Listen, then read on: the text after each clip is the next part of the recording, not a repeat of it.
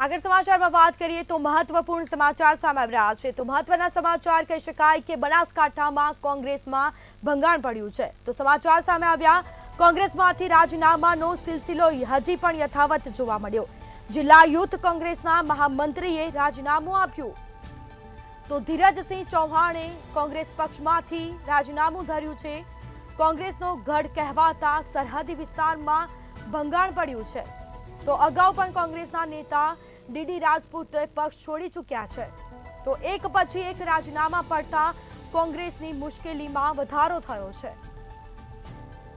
તો મહત્વપૂર્ણ સમાચાર અત્યાર સુધીના, કોંગ્રેસમાંથી રાજીનામાનો સિલસિલો હજી પણ યથાવત જોવા મળ્યો।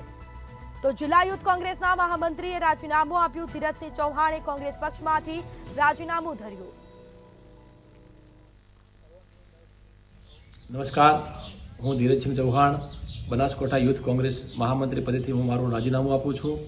વડાપ્રધાન શ્રી નરેન્દ્ર મોદીના વિકાસના કામો, કલમ 370 અને જ્યારે રામ મંદિરનું ભવ્ય નિર્માણ થયું ત્યારે આ બધા વિકાસના કામોમાં હું પણ સહભાગી થવા માટે કરી અને મારી જાતને દેશ માટે સમર્પિત કરવા માટે આજે આ પાર્ટીમાંથી રાજીનામું આપી અને દેશના વિકાસના કામોમાં ખૂબ દેશ આગળ વધે એના માટે, અને જ્યારે રામ મંદિરનું નિર્માણ થયું ત્યારે કોંગ્રેસ પાર્ટીએ તેનું અસ્વીકાર કરી અને દેશનું અપમાન કર્યું હતું, ત્યારે આ પાર્ટીમાં રહેવું મને યોગ્ય લાગતું નથી।